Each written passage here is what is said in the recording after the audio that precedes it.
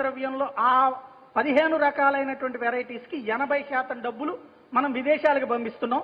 మన దగ్గర నుంచి డబ్బులు అనవసరంగా ఖర్చు పెడుతున్నాం. ఆ మ్యానుఫ్యాక్చరింగ్ మన దేశంలో లేవు. దాంట్లో ప్రత్యక్షమైనటువంటి సాక్ష్యం డాక్టర్లందరికీ తెలుసు, డయాగ్నోసిస్ సెంటర్లో వాళ్ళందరికీ తెలుసు. ఇంజెక్షన్ సూదుల నుండి మెడికల్ మ్యానుఫ్యాక్చరింగ్ స్కానింగ్ యూనిట్లు, ఎక్స్రే యూనిట్లు ఇవన్నీ కూడా ఇన్నేళ్లు మనం ఇంపోర్ట్ చేసుకుంటున్నాం. దానికి ట్యాక్స్ ఎగ్జంప్షన్స్ దాంట్లో ఒక షరతు ఉంటుంది. ఓ 20% కనుక పన్ను రాయితీ కావాలంటే 20% పేదోళ్ళకి ఇస్తామని. రికార్డుల్లో మీరు నేను కూడా పేదోళ్ళం అవుతాం. డేటా కనుక ఇస్తే కనుక ఆ పేదోళ్ళ లెక్కన మనకందరికీ కూడా చూపెట్టి మొత్తం మీద ట్యాక్స్ ఎగ్జంప్షన్స్ పెద్దోళ్ళు తీసుకుంటుంటారు.